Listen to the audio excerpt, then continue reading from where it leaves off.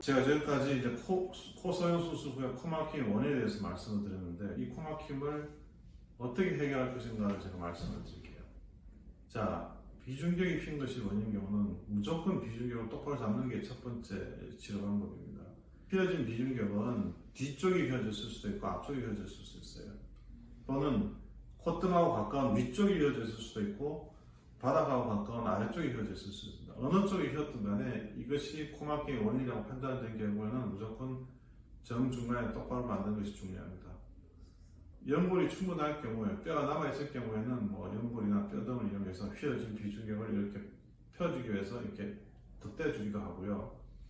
변형이 많이 됐을 경우에는 다시 코 비중격을 만들어주기도 합니다. 비중격을 교정하는 방법은 굉장히 어려운 분야가 아니고 여기서 설명을 일일이 다 드릴 수 없지만, 어쨌든 비중격이 휜 것이 원인이라면은 비중격을 정중간에 똑바로 위치시키는 것이 가장 중요하다. 자, 매부리를 깎고 난 다음에 코가 막힐 수 있다고 제가 말씀을 드렸는데, 매부리를 깎고 이 키스톤 부위적 이 중요 부위가 밑으로 꺼지면서 연골이 안으로 말려 들어가는 것을 방지하기 위해서는 우리가 소위 말하는 펼침이식, 영어로 말하는 스프레드 그라프트라는 걸 하게 됩니다.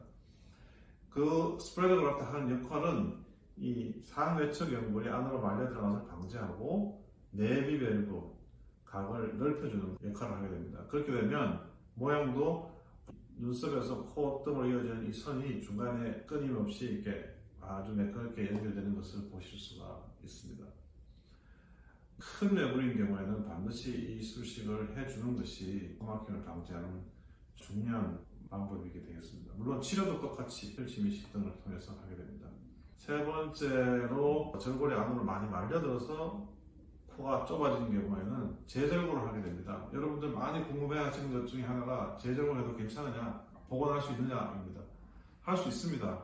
단 너무 과도하게 절골을 해서 코가 뼈가 많이 망가진 경우에는 망가진 뼈를 복원하기 좀 힘드니까 어느 정도의 절골로 해서 말려들어가는 경우에는 재절골로 해서 밖으로 펴줘야 합니다. 재절골 하고 난 다음에는 다시 떨어지는 것을 방지하기 위해서 일주일 정도 밑에다가 이렇게 받쳐두는 것이 필요합니다. 그렇게 되면 골망이 안전한 경우에는 그 모양을 유지하기 위해서 코막힘을 또 방지할 수가 있습니다. 제가 아까 말씀드렸듯이 위측 비중격 연장술을 한 것이 삐뚤어진 경우에도 코가 막힐 수가 있는데, 그렇게 되면 비중격 연장술을 다시 제 위치에 잡아줘야 합니다.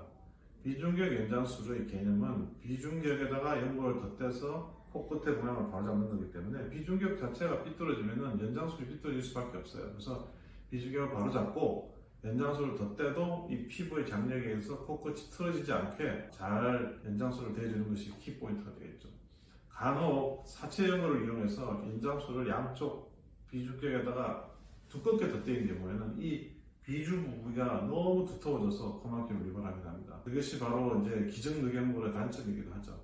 그런 경우에는 다시 자기 조직을 이용해서 얇게 만들어서 통로를 열어주는 것이 필요하게 됩니다.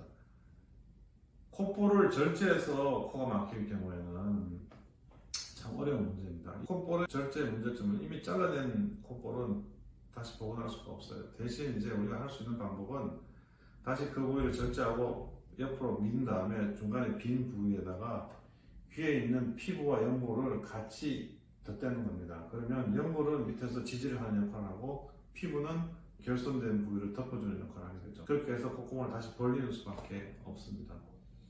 그 이외에 여러 번 수술해서 콧구멍이 이렇게 너무 쪼그라들어서 전체적으로 협착이 된 경우는 그야말로 가장 어려운 수술 중에 하나입니다. 콧구멍이 이 바늘 몇 개 들어갈 정도 좁아진 경우도 저는 많이 봤습니다. 이 경우에는 정말 치료가 어렵죠. 콧구멍 확장술을 해야 되는 거죠. 위로 더 넓히고 옆으로 더 넓히고 밑으로 더 넓히고 조직 이식을 하기도 하고 이마 피판을 쓰기도 합니다. 이런 경우는 정말 드문 경우지만 생길 수 있고, 한 번 수술로 끝나지 않고 두 번, 세 번 수술을 해야 되는 경우도 있습니다. 코살 제거를 제대로 못하거나 코살이 너무 커서 막히는 경우에는 여러 가지 고주파를 이용한 시술을 할 수도 있고, 합의각혈을 적절하게 절제해서 코 통로를 넓히는 시술을 하게 되면 숨쉬기가 편해집니다. 빈코 정보는 또 다른 문제니까 다음 기회에 이야기를 하도록 하겠습니다. 여기서 하나 빠뜨리시면 안 되는 것은, 환자분에게 알레르기성 비염이 있으면 이거는 수술만으로 해결되지 않습니다. 약물 치료를 해야 된다는 것. 이상 코성형 수술 후에 코막힘이 생긴 원인에 따른 치료법을 말씀을 드렸습니다. 안녕히 계세요.